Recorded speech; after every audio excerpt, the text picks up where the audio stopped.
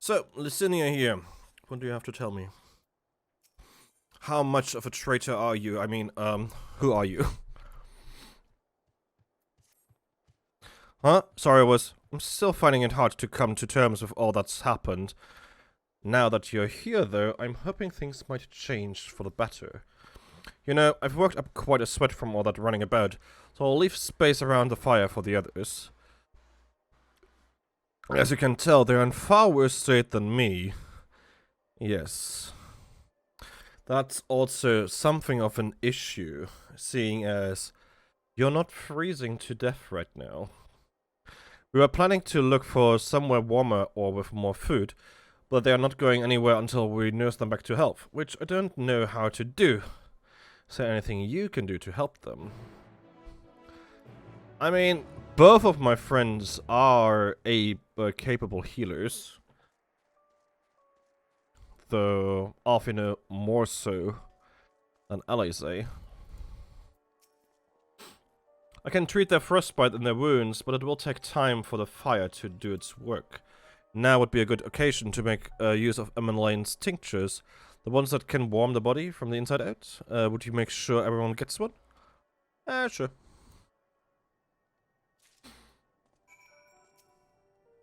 The numbness is beginning to subside, though I suspect once the fire dies, it will return with a vengeance. Being gifts from the notoriously unreliable Emeline, it is highly doubtful this concoction will have the intended effect. If only there were willing and, more importantly, unwitting volunteers on whom to test it. Really? Really? Really? Warming tincture? I've never heard of such a thing. No harm in trying. But tell me, have you heard aught of the city? Though calling it that seems absurd after what's happened. It's nothing but ruins now. The few buildings still standing offer no more than meager protection from wind and snow. Fruit production, water purification, the magitech that sustained us has come to a grinding halt. What machina that remains operational cannot be run for lack of ceruleum. Of course, Cerulia Indians is full of the stuff for all the good it does us. No one here knows the first thing about extraction or refinement. Okay, so we have storage for that stuff. Good. All is well? Yes, never better. Okay.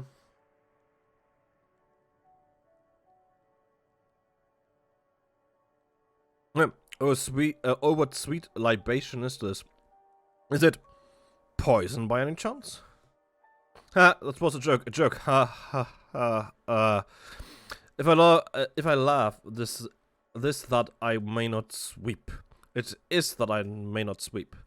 So said the poet, and alas, my tears would freeze on my cheek ere they fell.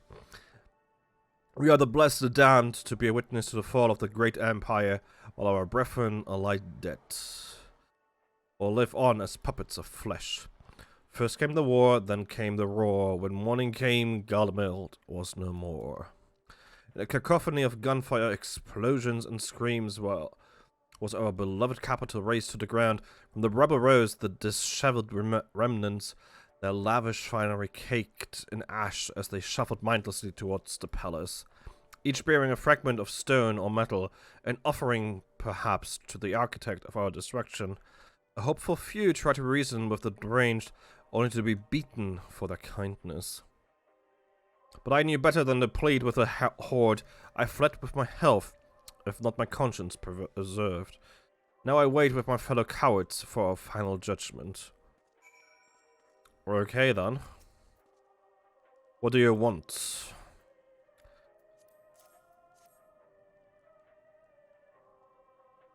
Huh? A tincture? May as well drink it, I suppose. I still have one more for the little girl, I suppose.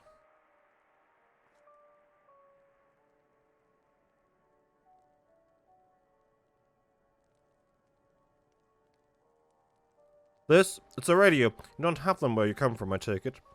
We use them to listen to messages sent by others, even over great distances.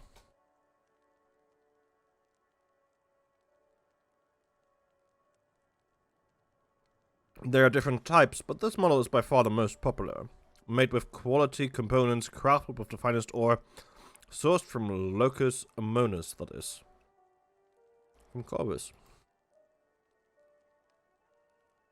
Not all that useful since the capital fell into ruin. The people at the broadcasting station must have either fled or ended up like all the others, because all we've been hearing is the same music being played over and over again.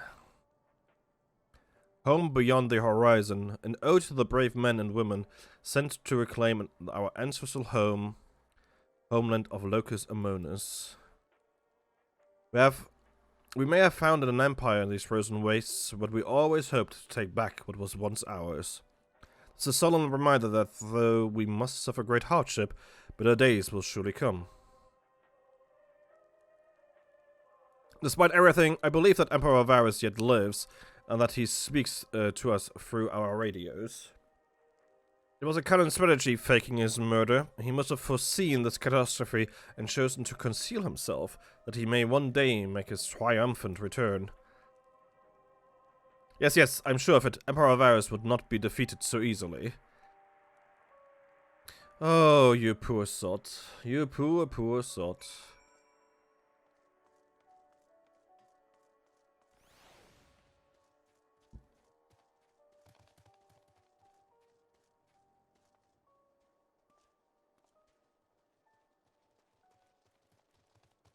Alright, there was a slight hiccup here. I'm sorry for that.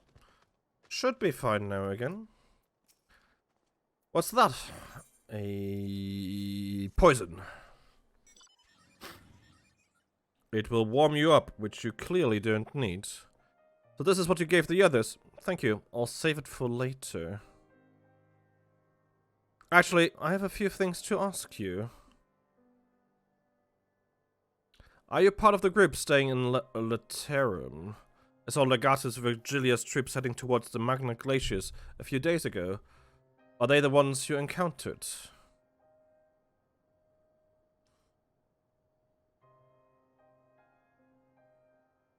Broken glass, you call it.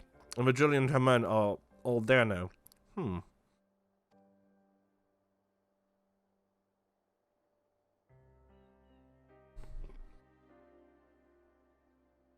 I would not answer. Like, me personally would not give her anything. So how did you reach the Magna Glaciers? Did you cross the mountains on foot?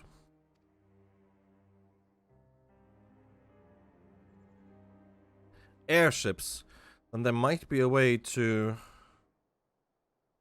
Licinia, where is everyone? Is something the matter?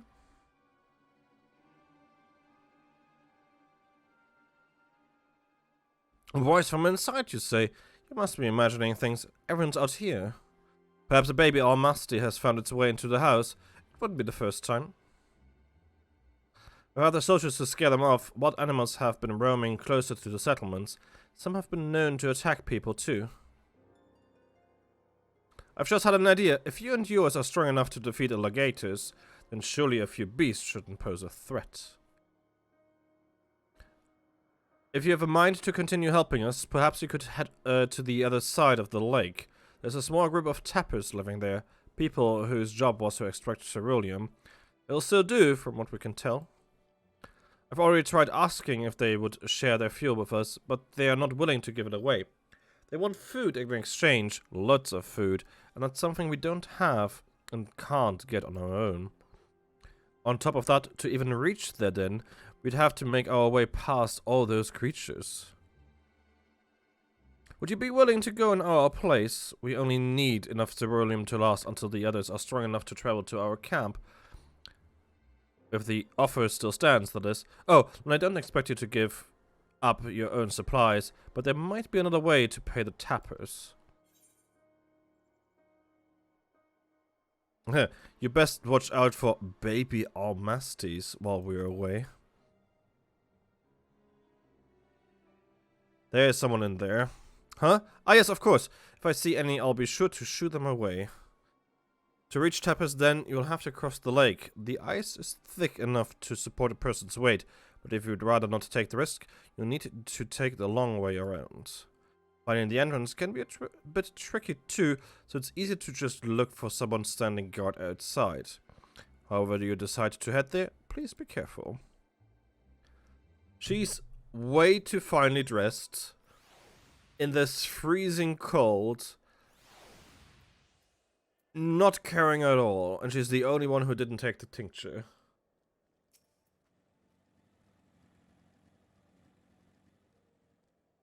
And she knows way too much about everything. I'm not sure what else the Tappers might need besides provisions, though I dare say that capable fighters like yourself can offer them other forms of compensation, killing dangerous beasts, that sort of thing. Yeah. It's a trap. It's so obviously a trap. Okay.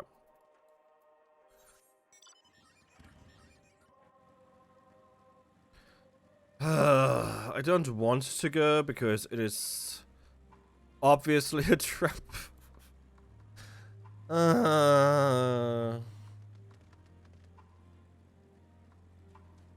Like, if this was D&D, which it obviously isn't.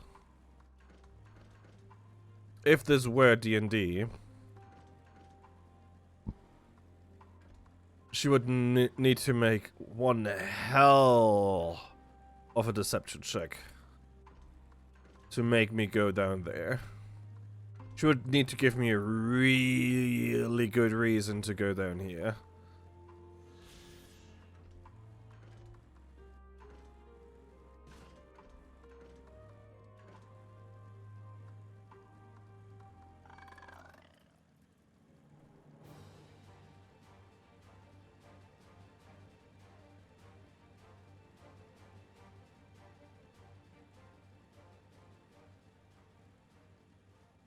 This is such a trap.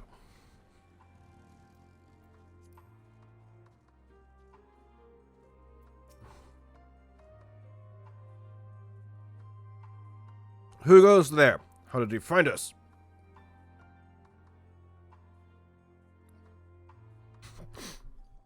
What do you mean I stand out like a sore thumb? Huh? If the poor bloods over at Victor's Spoils hadn't given away our location, we'd never have found us. Those stuck-up arseholes thought they could come waltzing in here demanding cerulean with nothing to offer in return. Ha! Looks like the boot's on the other foot now the capital's gone to shite. So I've resorted to sending you to negotiate.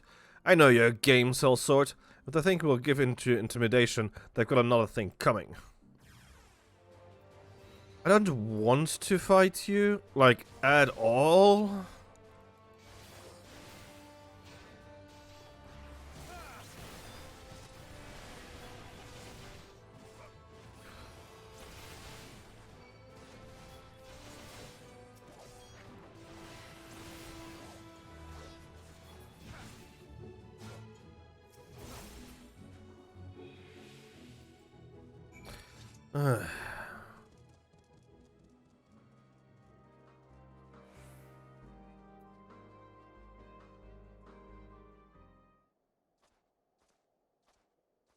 There you are.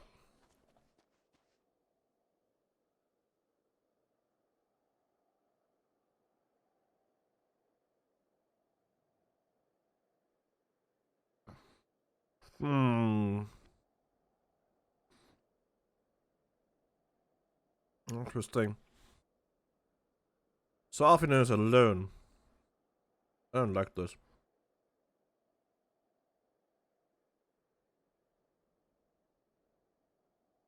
Hmm.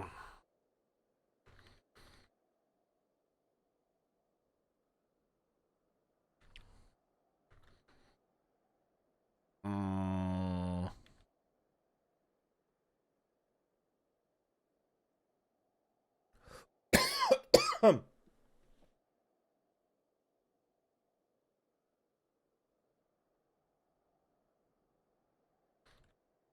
1 second.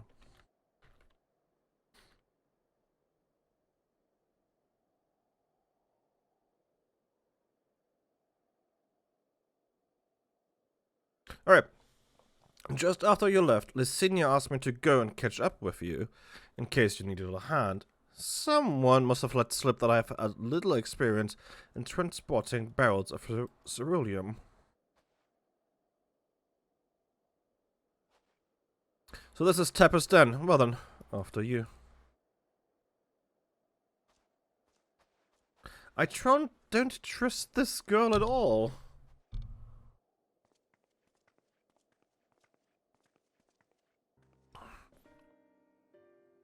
Who are you? What happened to the guards? Knocked them out, I hope. Garleans and rebels here to save the people of Garlemald?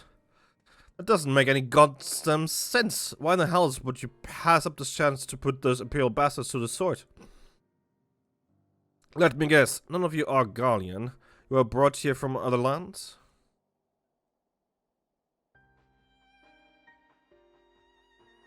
Giabania, Yangshia, Borsha, Damaska, to name but a few. Some dragged here against our will, others fed bullocks after about a better life. All put to work extracting ceruleum. All given the esteemed title of Ahn, placing us firmly on the bottom rung of the ladder.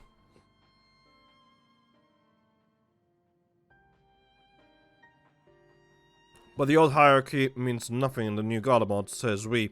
But the only thing that's escaped more or less unscathed is cerulean ingots. Still sustaining us, even with our paymasters out of the picture.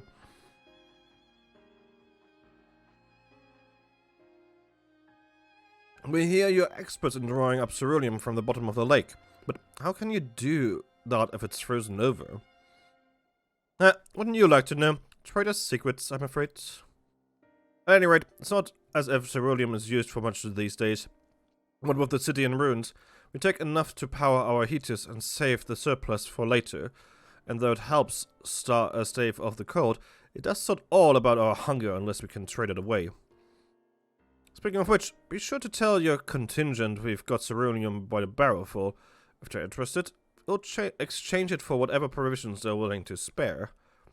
You can certainly ask, but if you're free to go now, why carry on living here? Free to go? Go where? Even if we managed to get back to our homelands, there'd be nothing left for us, thanks to the Empire, and the knowledge and skills we acquired working here would be practically useless outside of Garlemald. So we're staying for the time being. Long as there's a need for ceruleum, we'll find a way to get by, even if Garlemald as we knew it is gone for good. Makes sense?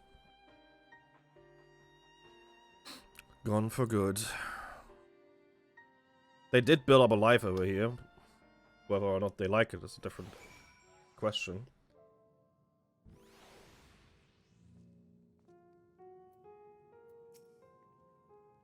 Regardless of what the Ilsabard contingent does for the people of Garlemald, the Empire itself is already a thing of the past.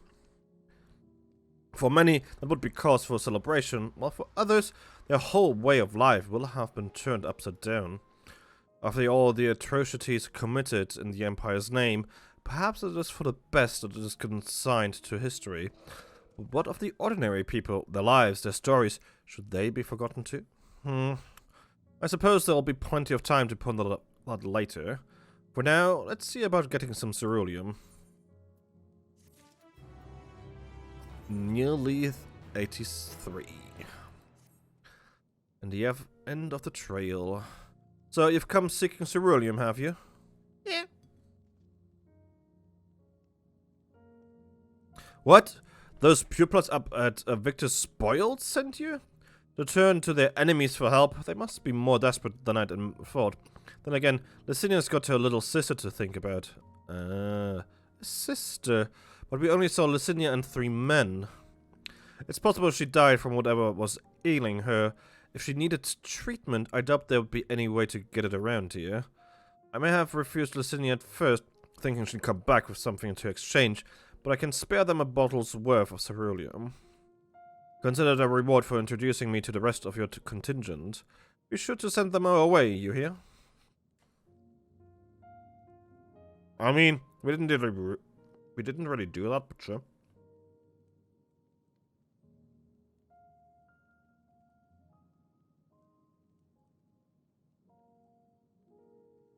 I can't for the life of me think why Licinia would keep her sister a secret from us. But we can ask about that after we deliver the ceruleum. Come on, let's hurry back.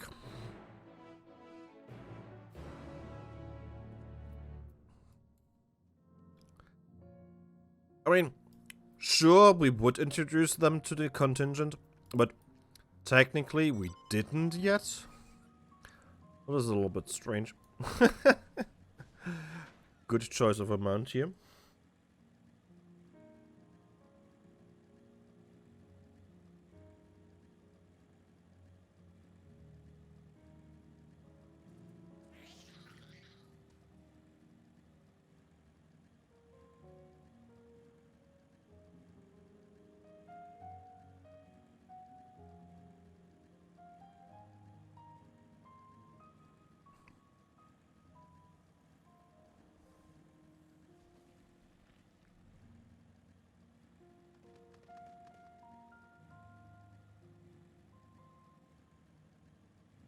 Now, we know about her sister, so we know who that person was, that frail voice.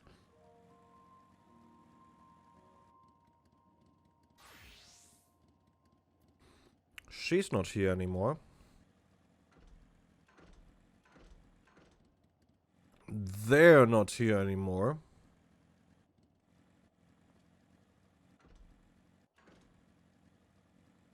So, where did they go? This isn't right. It's too quiet. Would have thought Offiner would still be treating them by the fire, but they're nowhere to be seen. I look inside the house while you search outside. They can't have gone far. I saw people running around here, so... Here you are. Oh. Ugh, damn it. Damn it all. Why is he's hurt?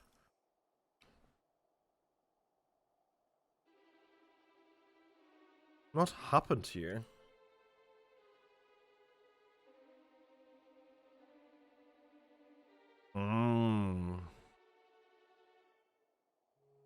They asked me to help carry supplies, but when I followed them back here, they attacked me. Caught me off guard, forced me to defend myself. I fear they fought rather worse than me. You can't fool us. We know what you're about.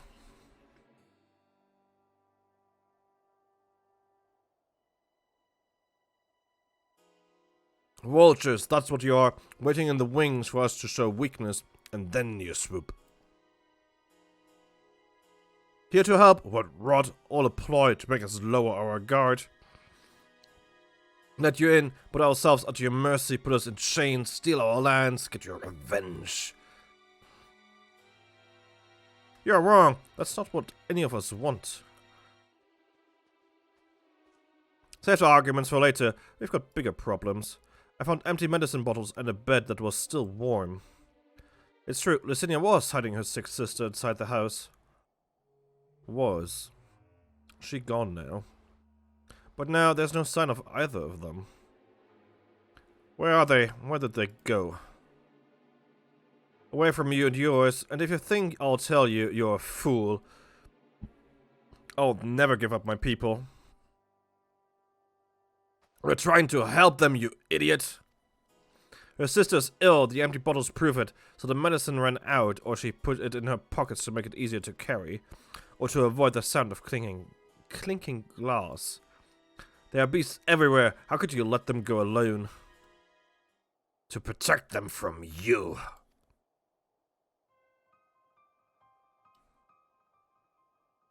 You invade our homeland, tainted with the same sorcery used to slay our countrymen. A Garlean should sooner die than suffer the insults. Better for them to flee, keep their purity intact than be corrupted by your vile magics. We were waiting for a chance to free them, since the moment you arrived.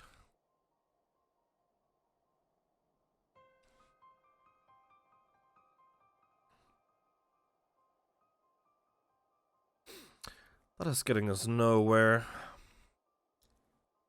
I cannot say how Lucinia and her sister will react when we find them, but find them we must. Go on without me, both of you. I first need to tend to my injuries, and theirs. I will join you in the search after. Alright, be careful.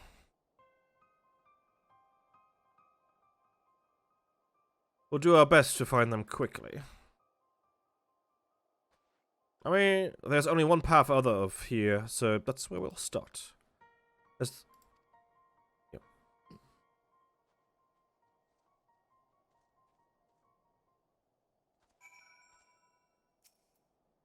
I'll follow as soon as I can. After I've given them some basic treatment, I'll take the men inside the house and use a light sleeping enchantment to help them rest, and ensure that they don't cause any more trouble. I'm sorry, but this is something I must do. Talk to you? Robbers of our land, robbers of our pride. No, no, I will not allow it. Better to die free than live in servitude and shame. The girls say the same. Ah, you're such an idiot.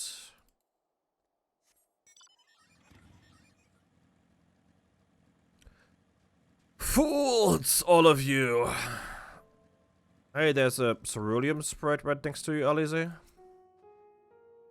2 sets of fresh footprints. Young women, judging by the size. This is definitely them. Come on. Not what I was expecting to see.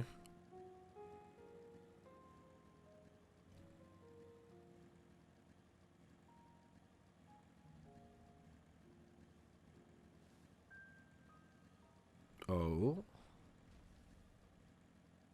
Ah. A gatherer.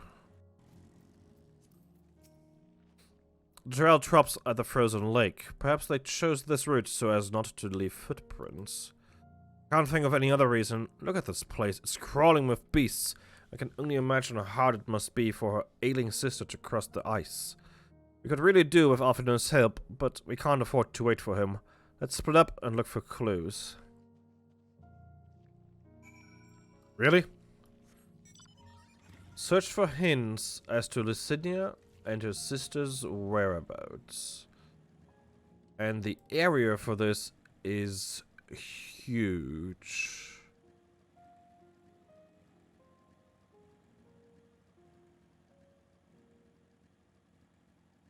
Empty bottle. Okay, that helps.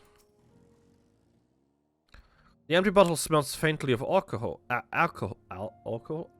Whatever. The thin coating of dirt indicates it has been here for some time and is unlikely to have any connection to Lucinia and her sister.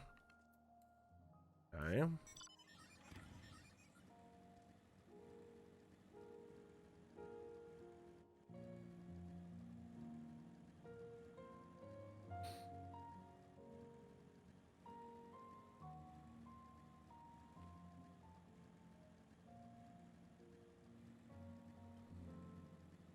I mean, I would assume them to hide here. Honestly.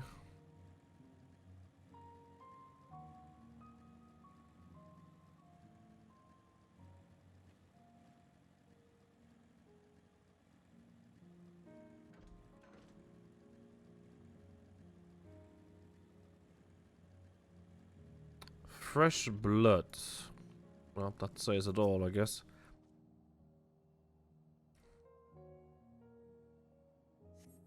The blood staining the snow appears to be fresh. Judging by the amount, the victim may have been severely wounded. The trail of blood leads southeastward.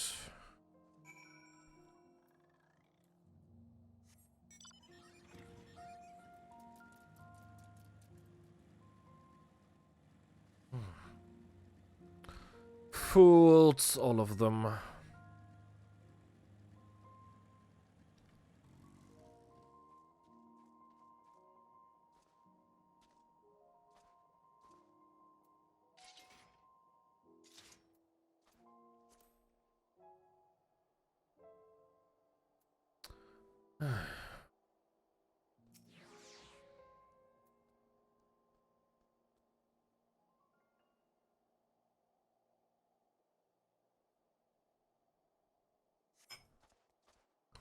2 bodies are already cold.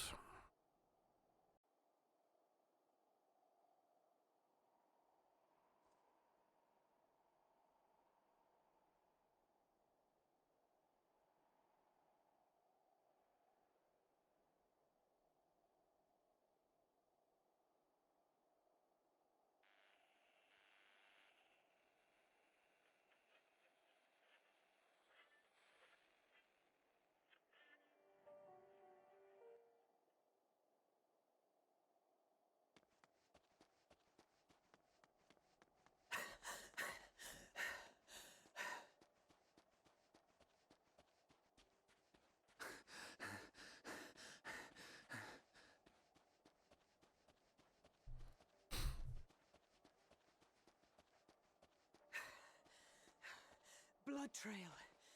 We found one. They were attacked. No, they weren't.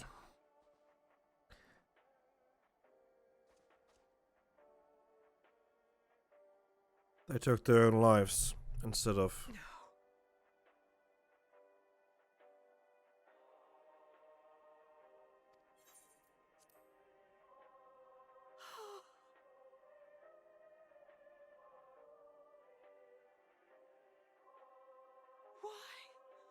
Why wouldn't they?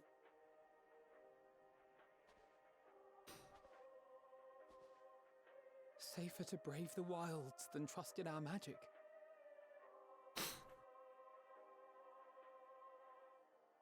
Not even that. We should have... I should have...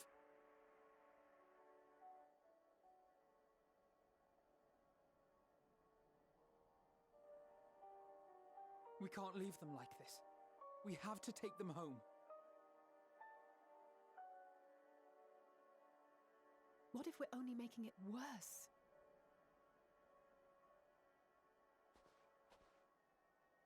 Maybe we don't belong here, but neither did they. Not out here in the wind and the cold.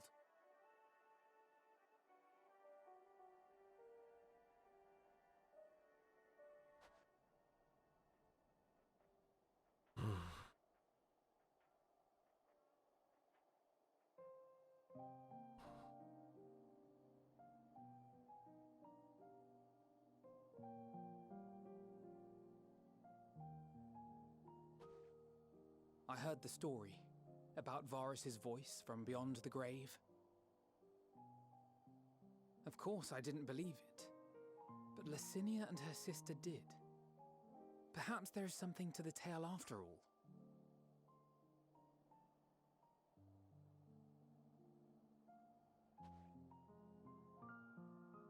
I want to understand, so I'm going to borrow this for a while, if that's all right. You had every reason not to trust us. We came as trespassers, invaders. But I pray that in time, we will be more than that to you. That we will find a way to help your loved ones. And see that no more children are left to freeze alone in the snow.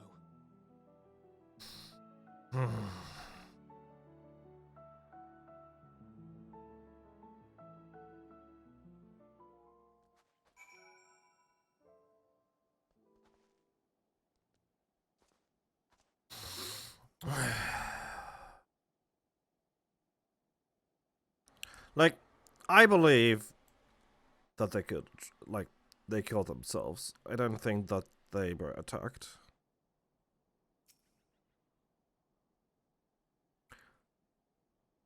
There must have been something we could have done, but what? Should we have never come here? Would they still be alive if we hadn't?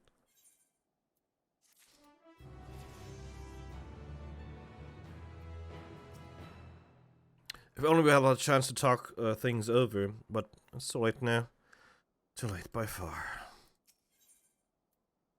A way forward.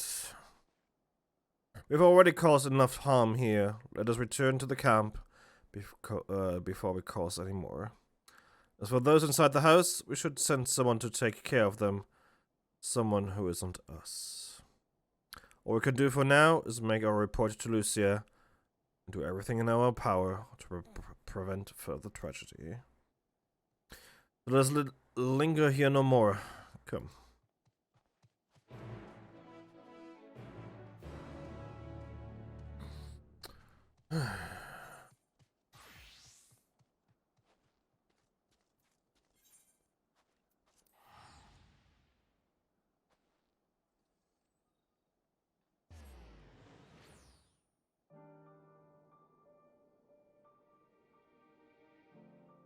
This sucks. Like, whether or not they, like, were attacked or killed themselves or whatever, it doesn't matter.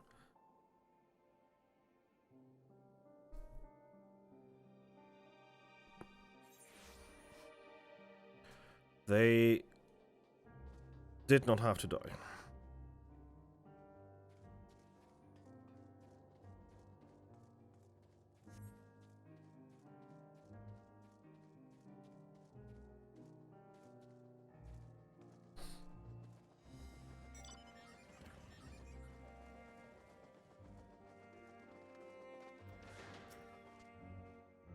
Would you mind giving Lucia a full report?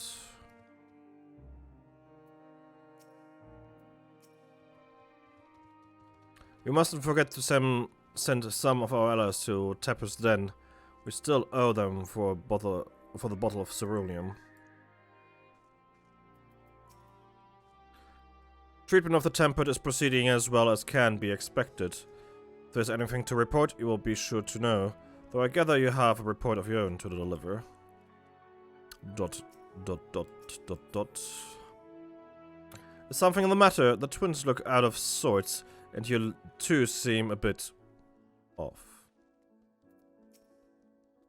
Forgive me for saying, but the three of you appear rather drained since your return. Is there aught I might do to be of assistance?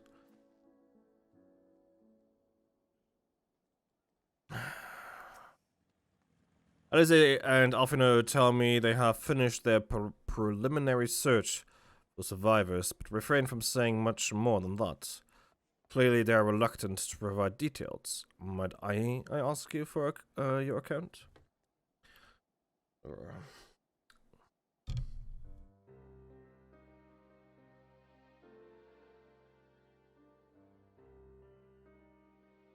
Thank you for your report. We shall inform the troops of these developments and instruct them to proceed with the utmost caution should they encounter any survivors. Allow me to go and speak with the ones at the victor's spoils. They may be more willing to listen to a fellow Garlean and accept our offer of assistance. I pray you are right. And though I am loath to burden you any further, should there be an appropriate occasion to speak of Licinia and her sister, please do so.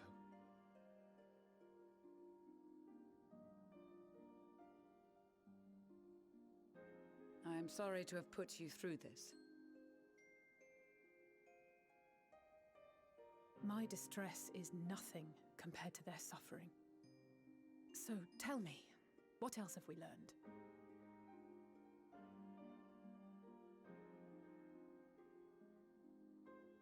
As you may have already heard, we have succeeded in curing the members of the Populares, Maxima identified. They have provided us with some intriguing insights into the current state of Garlemald.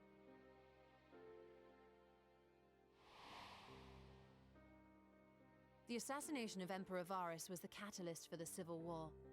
Nerva declared his claim to the throne, and his opponents refused to recognize it.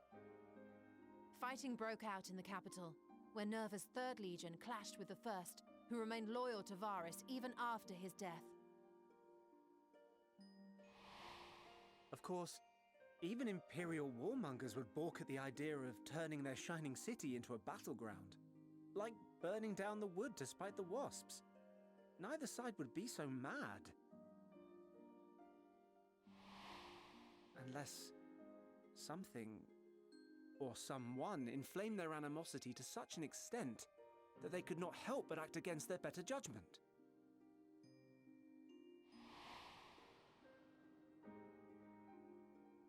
It brings to mind events of the Gimlet Dark, does it not? The Emperor's sudden withdrawal from the front lines, specifically. Nerva and his father, Titus, Varus's then political rival, took advantage of rumors that Crown Prince Xenos had been possessed by a demon. Elidibus, what better way to disparage your enemies than with the truth, or a close enough approximation? Indeed. But before their accusations could be substantiated, many of Titus's followers were silenced. While some were merely stripped of their status, others died under curious circumstances, one after another, suddenly and suspiciously. Again, Elidibus. Like as not, he had a hand in it. No evidence was found to implicate Varus, certainly. Nevertheless, Titus, Nerva, and the Third Legion would have judged it a brazen attempt by the Emperor to rid himself of his political enemies. And then, in the midst of this growing turmoil, Varus Sosgalvis is murdered.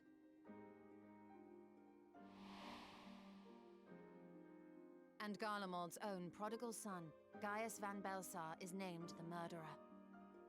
Shortly thereafter, Nerva claims the right of succession, and in response, the First Legion claims the assassination was part of a coup d'etat orchestrated by Titus and Nerva.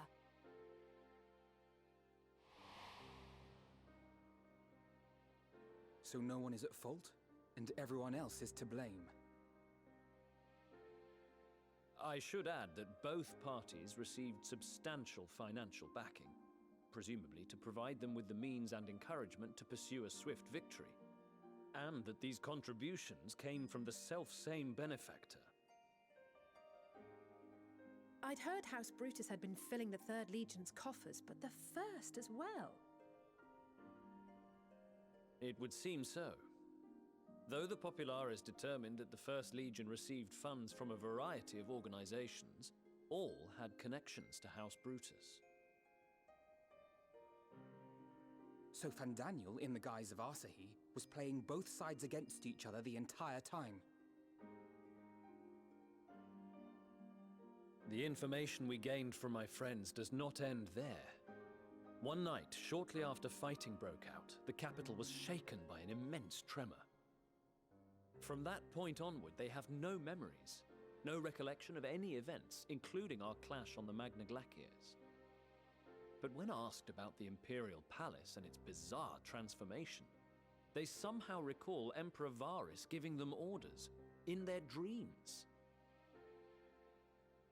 May the Tower of Babel stand as testament to the glory of Garlemald. This sounds awfully familiar. There it is. The Tower of Babel. We have Or something Babel. to show you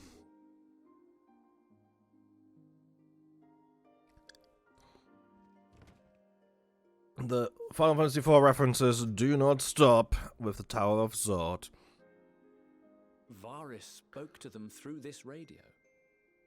Perhaps it was a recording, but if not, that would be inexplicable.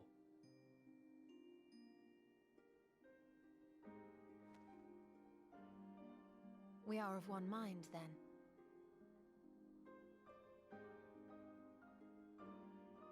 The ether that permeates the ore used in this device is almost identical to that of the talismans. I see it. While it is likely more by coincidence than design, these devices might also ward against a primal's influence. A picture is beginning to form. If the tremor felt throughout Garlemald was a wave of ether emitted by a primal, then while those within range would have been tempered, those huddled around a radio desperate for news concerning the Civil War would have been spared. No wonder Licinia kept it close. My friends, I must speak with you. A young man was caught trying to steal our supplies. He is a soldier of the Iron Men, we think, but one who has not been made thrall. Thankfully, Magni restrained him before blood was spilled. The stranger is outside, if you wish to ask him questions. We would have helped them without them having to resort to stealing. But oh well. Oh, who are you? Who do we have here?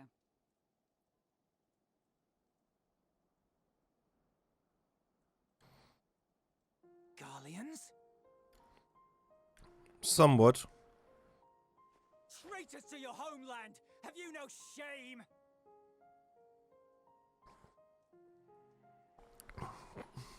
Says you. I am Lucia Junius, a temple knight of Ishgard. And you are?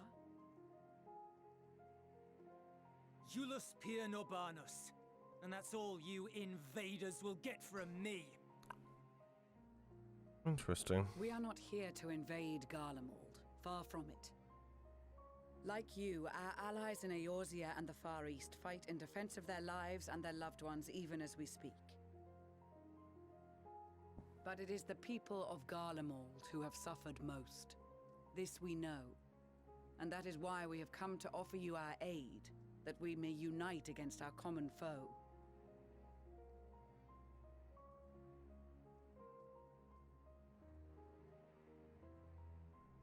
Whether you believe me or not, those are the facts. Now, answer me this. I don't like the fact that he Why is a would a dagger. proud soldier of the Empire be reduced to stealing? The situation must be dire indeed for you to go to such lengths.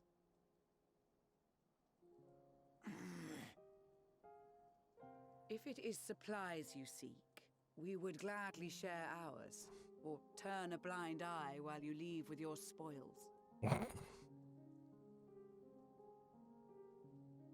I will not negotiate. My commander will determine how to deal with you and yours. If you wish to treat with him, I will take you, but no more than 3.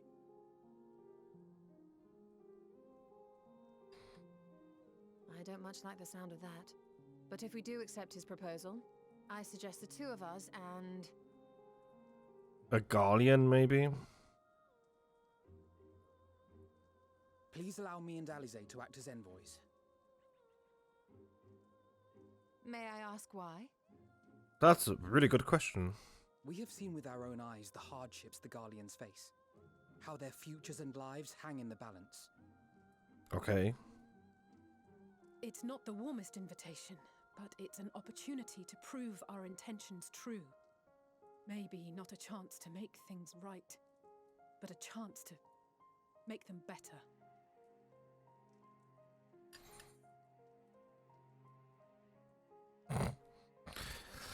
I'm going with you.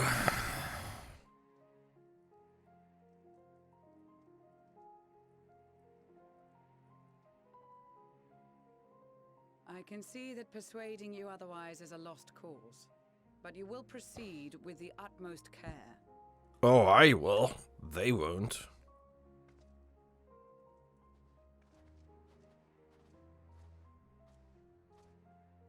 A couple of children and what? A sellsword?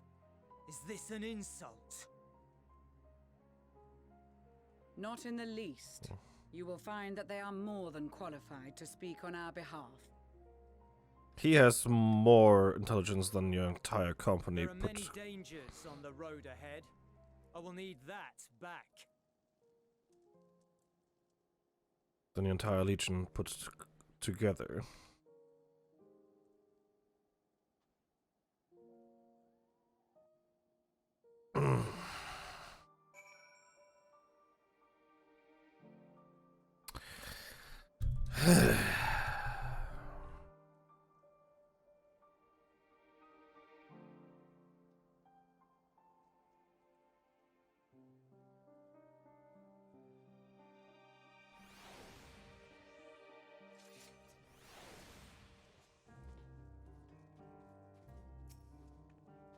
I worry they were not in the best state of mind to volunteer for this undertaking, but what's done is done.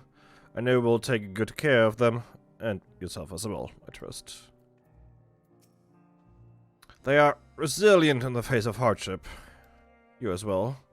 But good intentions and stubborn determination alone will not be enough to bring our mission to a successful conclusion. Be on your guard. Julius Piernobanus. It is unusual for one so young to achieve such a high rank. Very unusual. And yeah, Pyre is very high. His uniform identifies him as a member of the First Legion, which has a particularly fierce reputation. Whoever his superior may be advised. I advise you to approach them with caution. We captured the boy as he was about to make off with our food. He must be very hungry to take such risks. Maybe we should give him something to eat? Reward him for his boldness? I know. This won't bring back Licinia or her sister. Taking the same risks, making the same mistakes. It's possible, but better to try than to give up every time. Perhaps it's unwise to volunteer for a mission so soon after the previous disaster. Nevertheless, I shall not squander this opportunity. You sure about that? The lowly task of watching over provisions would not normally befit the sun, but these being unusual circumstances, I will let no man take that which is not by rights theirs.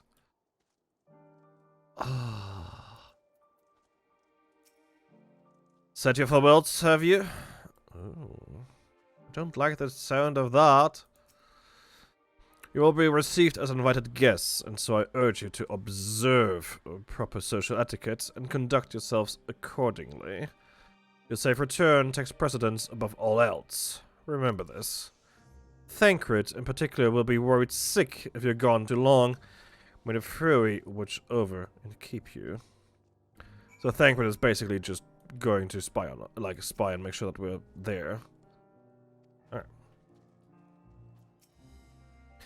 Are you and the children ready? I'll explain the route once we're outside your camp.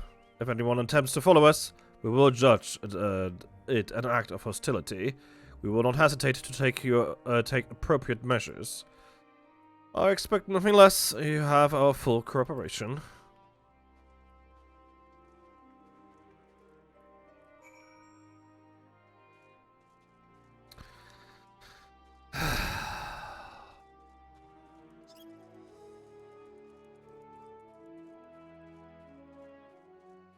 I don't like any of this. Where do you think their headquarters are? I assume there are a few others beside him on this commander he mentioned. We will do as instructed. After all, this is what we have been striving for ever since we arrived.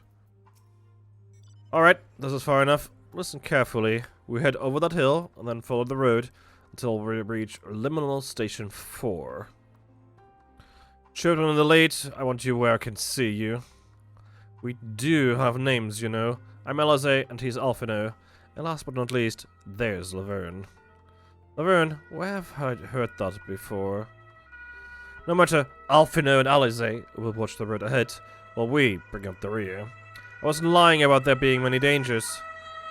So you're to run, not saunter. Run towards the station. If you even think about going for your weapon, the deal's off. Should any creatures bar the way, we go around them. Once you choose to depart, Julius will accompany you. Alphino and Alize will then begin moving towards the destination. Make your way to Liminal Station 4 without falling behind. If you leave Julius behind for any reason, or lose sight of Alphino and Alize, you may try again by returning to the starting point. Ready to make the dash for the station? Yeah, sure.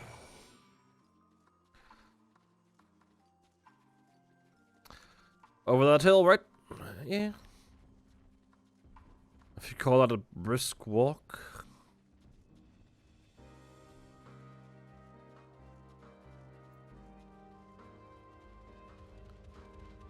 Thanks for ignoring me. Please ignore me. If you follow this, it should lead to the station. Not the easiest surface to run on. I do have a mount. I could just, you know.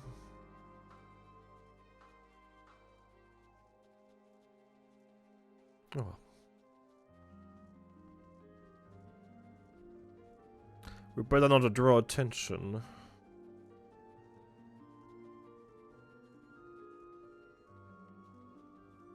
That's the station, I presume.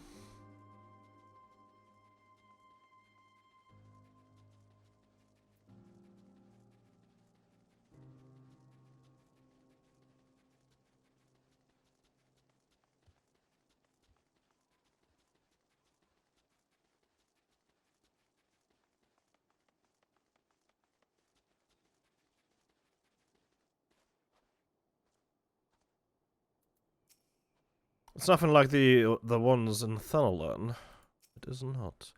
We're here, I think.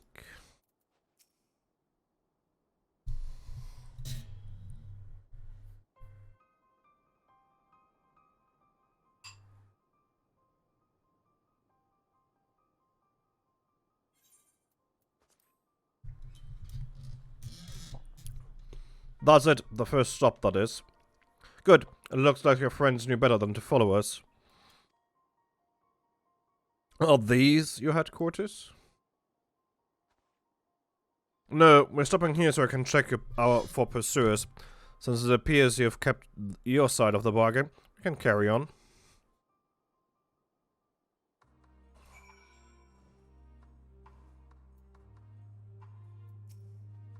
We're getting closer to the Imperial Palace, if one can still call it that. It truly is a terrifying sight to behold. I wonder what sort of conditions Julius and his comrades are living in. If they've any sins, they'll have picked somewhere like Victor's spoils to take shelter. North of the station is Regio Domorum, one of the main residential areas, or at least it was.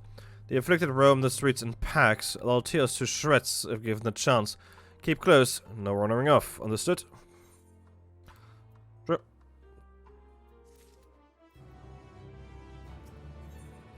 The last bastion. From here, we'll be heading northeast, keeping to the left of the railway, where the route itself is straightforward. Getting past the hordes unseen is anything but. Keep our weapons at the ready. They would attack their own countrymen. Aye, they spare their own, but slaughter the rest without hesitation. Though we'll try to avoid detection, the chances of sneaking by completely unnoticed are slim at best. I'll lead the way, but in the event we are seen, you're to fight them off. Those two will follow us, provided they can refrain from drawing their weapons. While I doubt they would be foolish enough to stab their guide in the back, I'll not take that chance. With that said, let us proceed. Alright, let's go.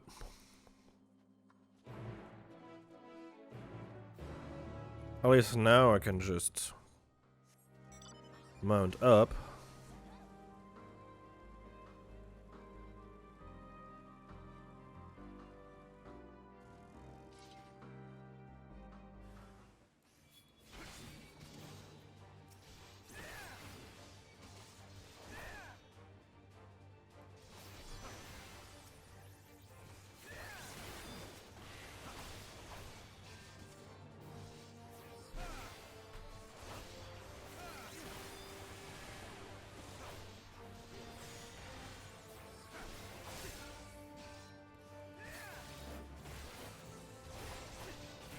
Ooh, a region for myself. Interesting.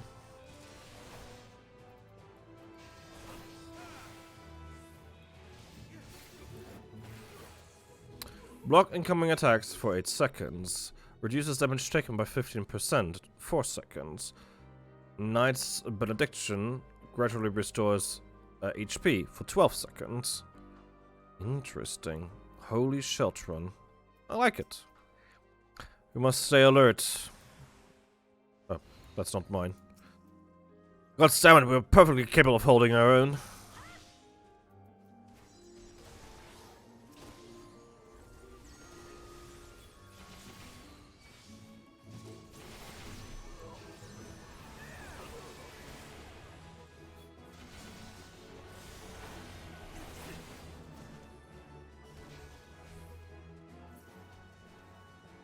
Alright. I see why your comrades chose you. Julius, our contingent has a cure for the afflicted, or tempered as we call them.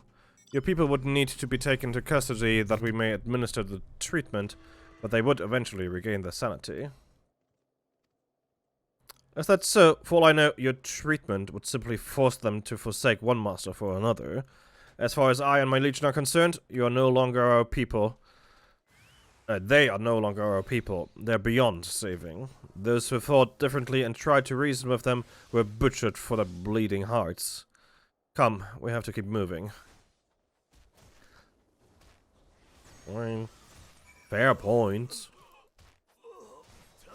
Please don't turn around. Thank you. The runaway train.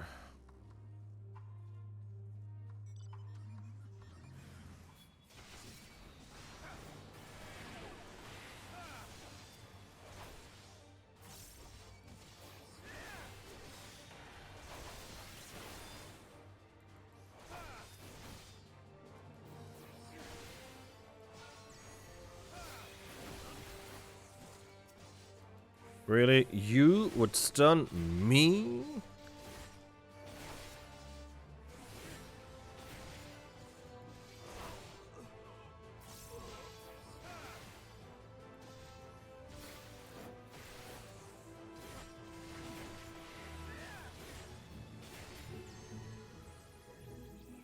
I like Holy Sheltron. That's really, really good. Nothing more to say there. I hate to watch you bear this burden alone. Looks we are not being followed. We will continue onward.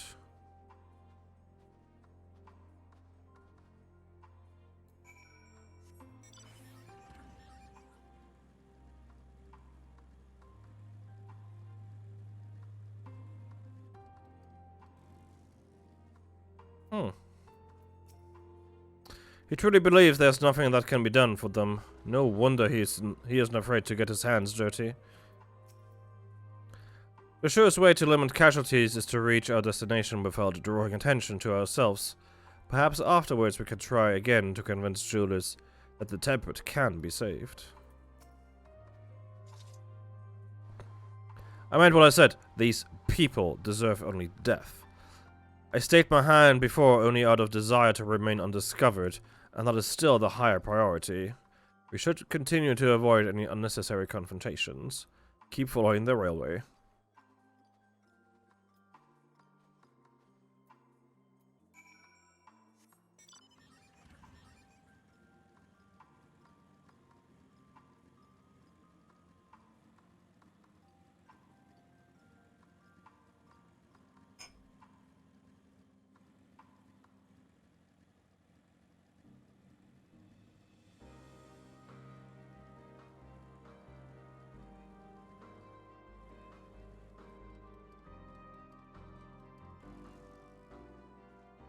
Ooh, they look fun. Whoa.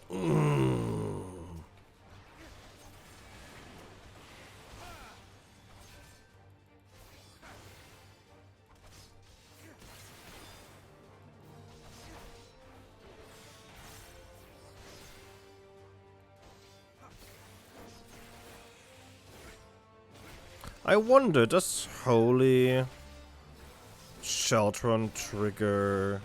No, it doesn't. Okay. Would have been weird if it triggered, whatchamacallit, Divine Veil.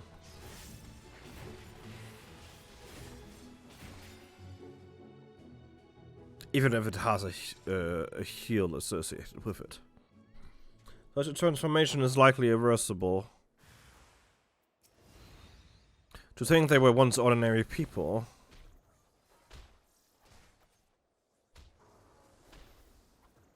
They seem fine. Look at what they have become. Would you still stand there and claim that they can be cured? Those exposed to vast quantity of primal's ether may suffer severe corruption. Even with treatment, such victims are beyond salvation. Then you admit it. Now that you have seen these monstrosities for yourself, perhaps you will think twice before speaking of a cure. Yeah, he chose that path for a reason. Still want to get down here, please.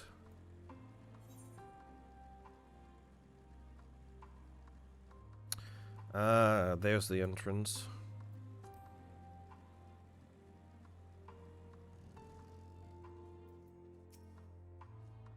Though I wish there was another way, I thank you for keeping us from harm. Even here in the outskirts, it's plain to see how vastly different Garlemald is compared to other cities. Yeah. We're almost there. You have kept your side of the agreement, so I'll keep mine. This way.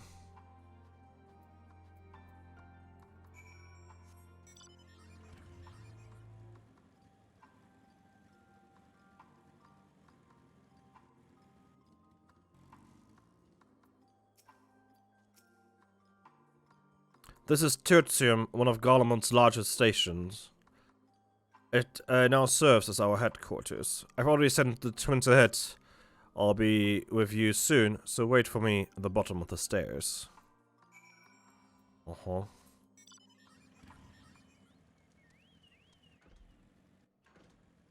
Theodora. She clearly has no intention of speaking with you. Okay.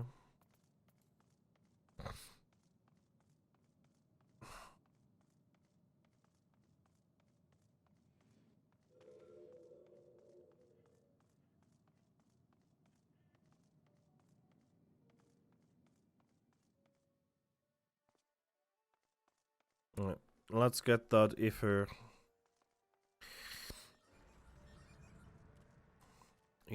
done.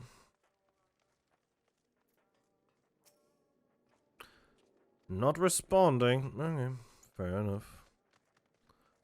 Makes sense, I guess.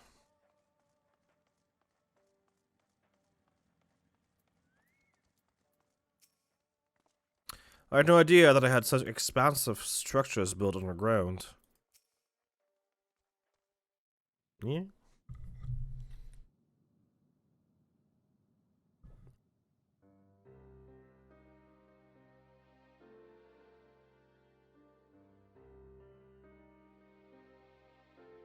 It's plain to see why they chose this as a base of operations. I could have done a lot worse. Even so, I imagine it's not the easiest place to live. Indeed, and if Julius was willing to make the perilous journey to Camp Broken Glass in search of food, their own supplies must be all but exhausted. They may be shielded from the wind and snow, but it's still bitterly cold. Much like Victor's spoils, this must be a constant struggle to keep their people warm.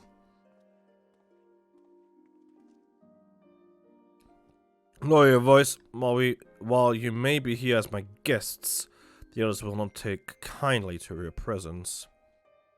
My commander's in the locomotive over there.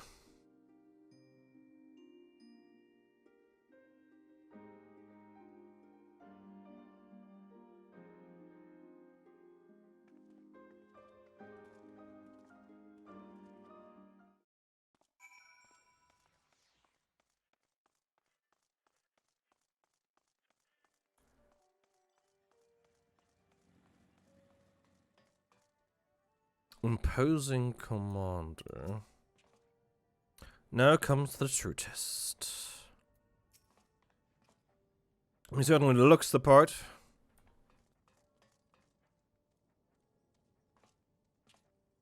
Okay, interesting.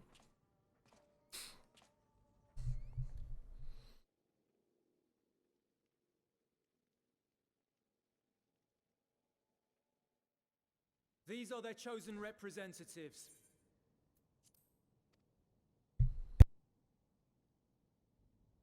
Very well. Let us hear what they have to say. Yes, sir.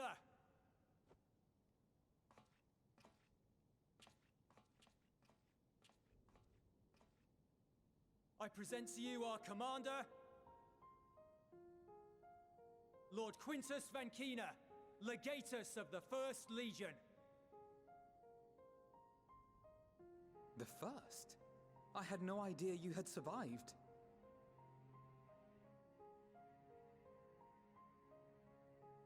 We lost our emperor, our city, more than half our troops.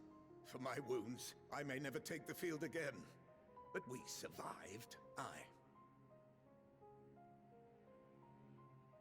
In a manner much to your liking, I dare say.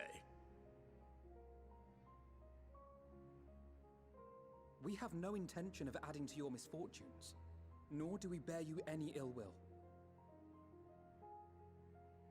Spare me.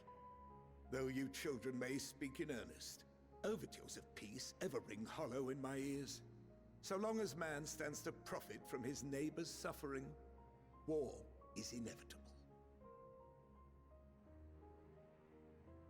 Driven from our ancestral homeland into this blasted waste. Yet still you yearned to rob us of our paltry scraps. 'Twas only with Magitech that you learned to keep your distance. Though we knew it was only a matter of time before you regrouped and returned. Conquest and empire were our only defenses. Emperors Solus and Varys understood this, and through their campaigns saw us grow and prosper. Much blood has been spilled in Garlemald's name, aye. But if it is a choice between yours and mine, then it is hardly a choice at all. I do not deny that a great many conflicts throughout history were driven by the desire or necessity to gain by another's loss. That is not why we are here. Nor have we come to petition your aid in the war with the Telophoroi, grave though that threat may be. Our purpose is simply this. We wish to help you. Let us help you. If there is aught that can be done to ease your plight, we would be glad to do it. Perhaps you would.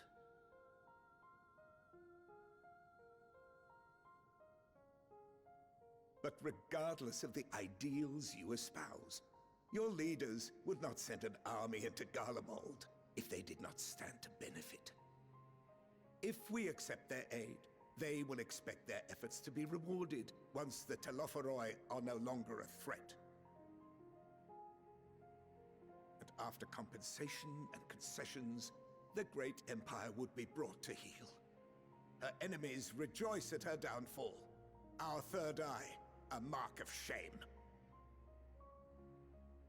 We won't stand idly by and let your people be humiliated. And we're not alone in that. We only want to make a difference, to make this world of ours better. Surely you can understand that. What I'm trying to say is, there are so many people who just don't care about making you suffer. And maybe that's almost insulting after all the suffering you feel the world has subjected your people to, but believe it or not, that's the truth. And now we're here, and all we're asking is for you to tell us what you want, what you hope for. So much blood has been shed, so much lost. All because of this endless war. Who wouldn't want to end it? Can we not work together to face our problems as one?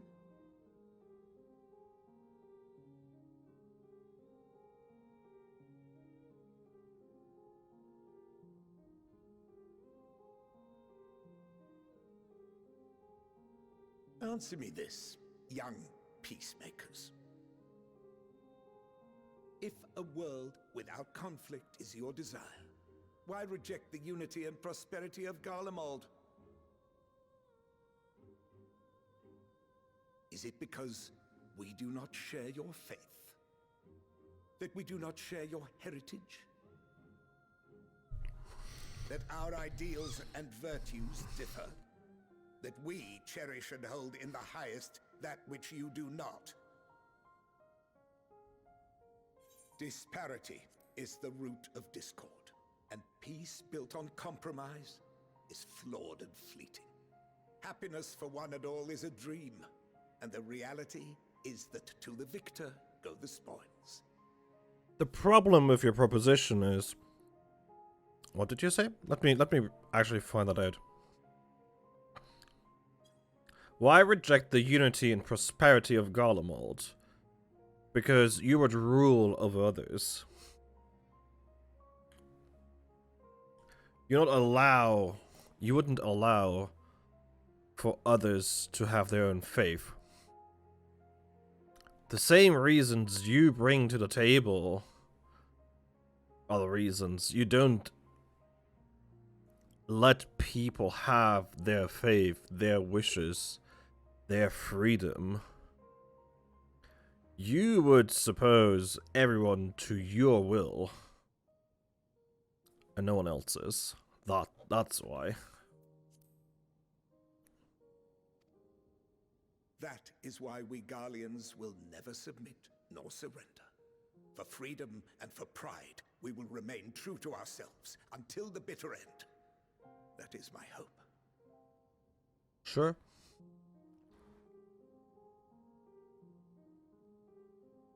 It seems there is nothing more to say on the matter.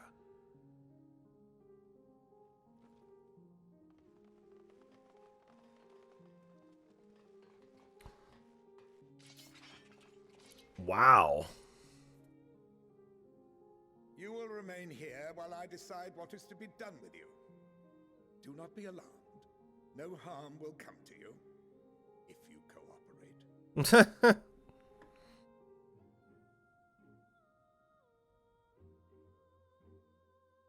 We will not resist. However, as your guests, I ask that we be allowed to speak with the other members of your group. As you wish. I had no intention of locking you up, as by dawn you would be frozen stiff and you're no good to me dead. You are free to move about the encampment, but there is one condition. Mm-hmm. Collar them. Oh. No more magic, I guess.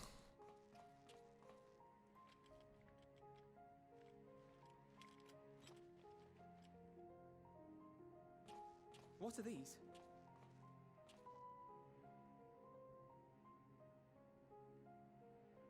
Incentive. You'll be watched at all times. Stray too far or act suspiciously, and we will administer a rather painful shock. Shock collars. Wonderful. Stop. Keep away from that one.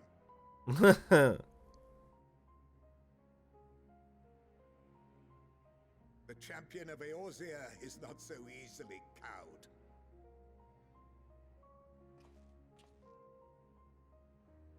Yeah, I could kill all of you.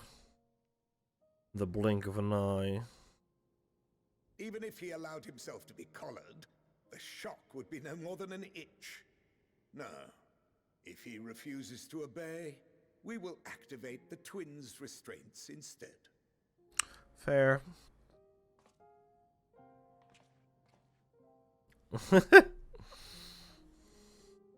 You needn't worry about us.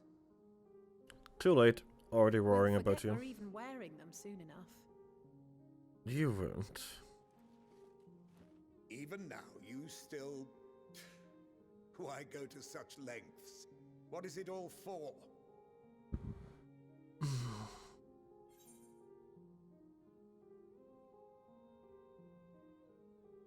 Because even the most bitter adversary may one day see reason.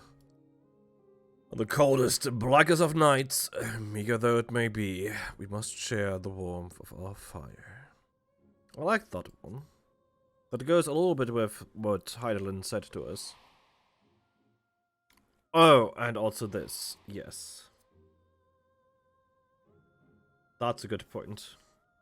I knew I remembered it from somewhere. That did sound familiar. You are a curious one. A far cry from the merciless barbarian others paint you to be. Excuse me. You will be their warden. Take them away.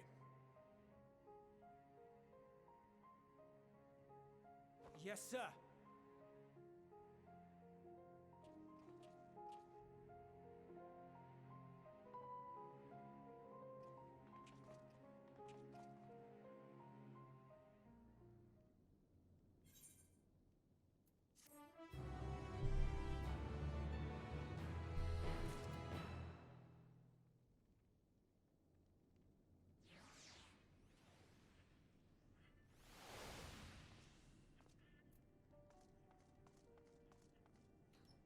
I mean, I assume I can just still do whatever I want to, right?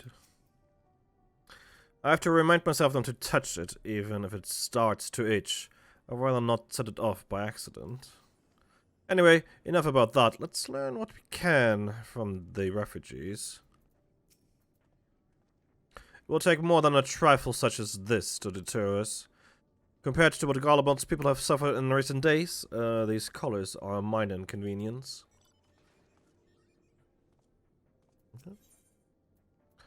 Persona non grata. As per Lord Quintus's instructions, I am to supervise you during your time here in Tertium. Before you ask, no, I don't have a key or any other means to remove your collars. Nor would I tell you if I did. And if you try anything, you will soon wish you hadn't. So, do you truly intend to speak with the others, or was that merely a ruse? We're in no hurry to disobey Lord Quintus, if that's what you mean. Or perhaps you doubt the wisdom of his decision?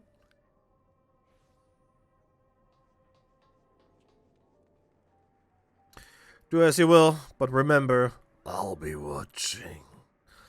If I catch wind of you doing anything untoward, trying to trick our people into turning their coats and the like, those shock collars will be the least of your worries. Understood?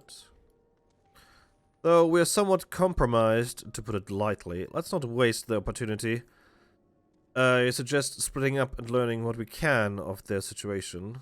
And above all else, don't use magics of any sort. You, on the other hand, may go wheresoever you wish. Even outside the camp, I know full well I couldn't stop you if I tried. But do not forget, if you do anything to endanger us or our interests, Alfino and Alizé will pay the price. Alright, gather information. Let's do it. Sabinianus. So cold. This young soldier is on the verge of losing consciousness. Jeez. Amender, a junkmonger. Marcellinus. I know who you are, the so-called champion of Eorzea. Come to gloat, have you? I'll wipe that smirk off your face. By the blood of our fallen compatriots, I'll swear I'll... Damn. Tore the sutures. Of all the times, the worst of the lot within striking distance, and I can't even muster the strength. If it weren't for the third bleeding us, it would be the end of you. Virgilia's treachery nearly cost Lord Quintus his life, but we made our escape, took shelter in the mansion, tended to the wounded as we prepared to strike back, and then... Night fell and we gathered around the radio. Then the roar, the terrible roar, the capital was in chaos, but we were spared.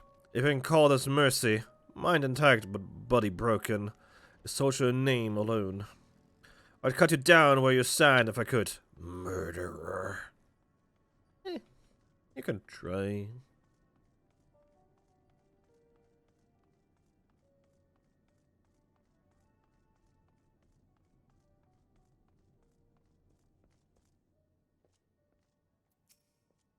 No matter what may betide, I have my daughter, and that alone shall keep me from succumbing to even the darkest of nights. I've never been this cold or this hungry in all my life. While Garlemald was built on a frozen waste, the city itself was always a warm, inviting place. Now, all we once had is in ruins. I can't feel my fingers.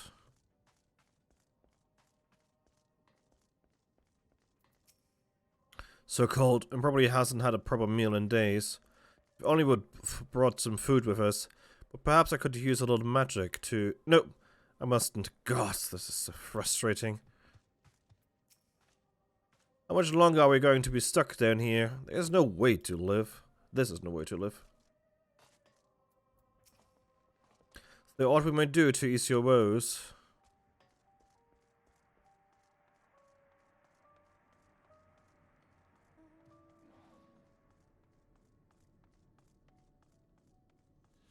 I guess the others are topside? No, one is here. Octavia, hello. It's you, Laverne Talbot. Oh no. I've served under Lord Gaius in the 14th Legion. I was there on the night the Praetorium fell. Oops. You and your adventurers, you killed them. My comrades, my friends, swept them aside in their dozens, as though they were nothing to you. And maybe I am too, just another faceless enemy to be cut down, but it won't be long until our countrymen return, until you get what you deserve. Mark my words. I don't like the sound of that. Ciso, Casso, whatever. You came with Julius, didn't you? Well, whatever business brought you here, you'd best keep your hands off that aetherite. It's deactivated, but I'd rather you didn't mess about with it. There are others throughout the city, built by Garleans. 4 Garleans. Could teleport all over in the blink of an eye, provided there was a terminal nearby. These days, however, we use the aetherite's power to keep this place lit, though that comes at the cost of its normal function. Interesting. Magitech radio. This radio is the same model as the one used at Victor's spoils. Perhaps it is what saved the soldiers here from being tempered. Oh, it definitely is.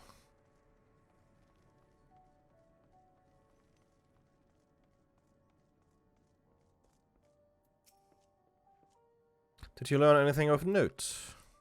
Yeah, people hate me. Then your findings are consistent with my own. Their plight is desperate indeed. The sick and injured are at greatest risk. Without warmth and proper nutrition, I fear they will soon perish. I realize there is precious little we can do for them at present, but I cannot bear to see them suffer. Please, will you help me tend to them? Sure.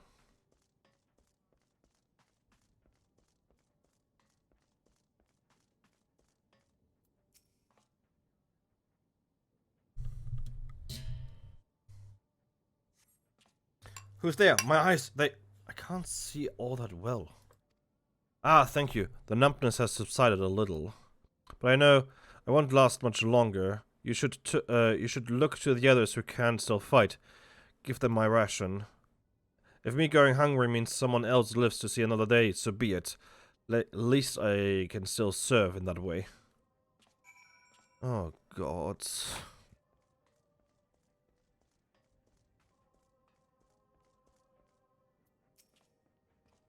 So those you might fare no better. I was afraid you would say that. No, we were warned against meddling in their affairs, but we can't leave them like this. Perhaps we might gain permission to have the contingent deliver supplies. Quintus may have made his feelings on the matter quite clear, but even he must recognize they are not in a position to refuse help. Maybe Julius could persuade him, though we need to persuade Julius first. Yeah.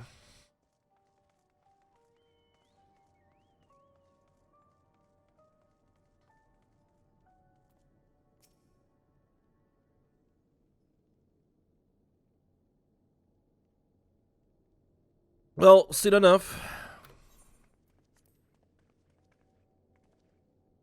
Julius, the people here have barely enough food and fuel to survive. Have you and the other soldiers been able to procure any more supplies?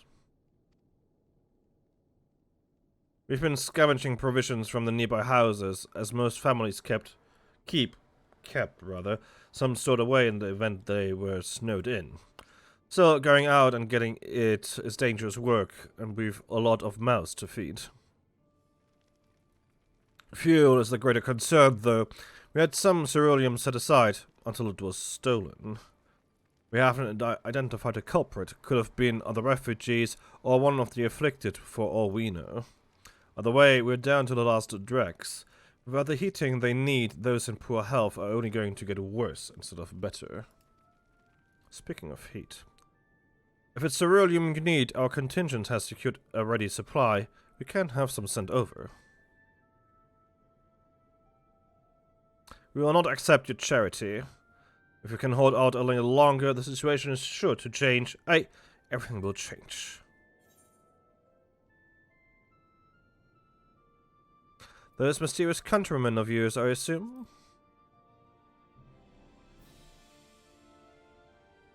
Heard something of it, have you? Well, from what I've seen, there's little you could do to interfere, so there's no harm in telling you. One of our scouts spotted a hooded man issuing instructions to the afflicted, or the bastard's word, loyal servants of the Telophoroi. Then he made his way inside the Imperial Palace of what stands in its place. We had identified the seat of the enemy's power, we realized. Lord Quintus dispatched a messenger to the 10th Legion saying as much, and instructed them to join forces with the provincial legions to prepare for a combined assault on the Telophoroi. Once our allies arrive, your contingents will be sent running for the hills. Then we shall remain the capital by our own hands. And how do you intend to survive in the meantime? At this rate, many of your countrymen will perish long before reinforcements reach Garlemald. They need help now. Say the word, and we will bring you ceruleum.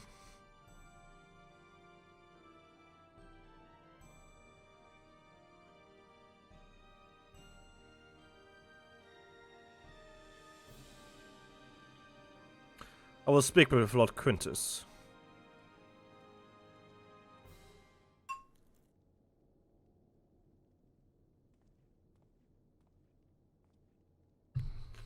So, did you agree to it? No, he will not place Garlemald in the debt of our enemies. I have, however, been ordered to search for ceruleum outside. As you are under my watch, you will come with me. I see where this is going.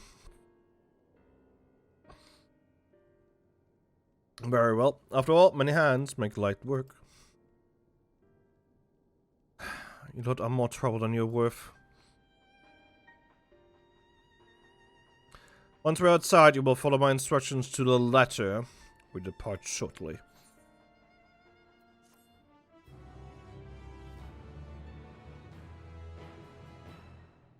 Oh. There we go. Took them a second. Although this is hardly the solution we had in mind, it will have to suffice for the time being. Without our healing magics, there's little we can do for these people beyond offer words of encouragement. But this way we'll be able to offer them tangible assistance. Ooh, 83. 83.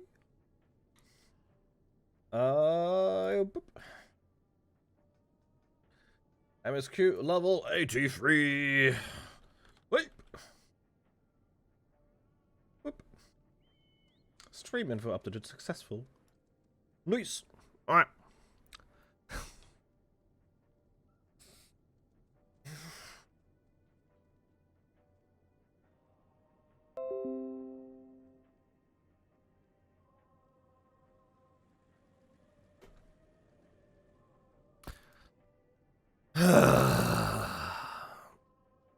I'll be right back. I'm gonna close the window and stuff. Be right back.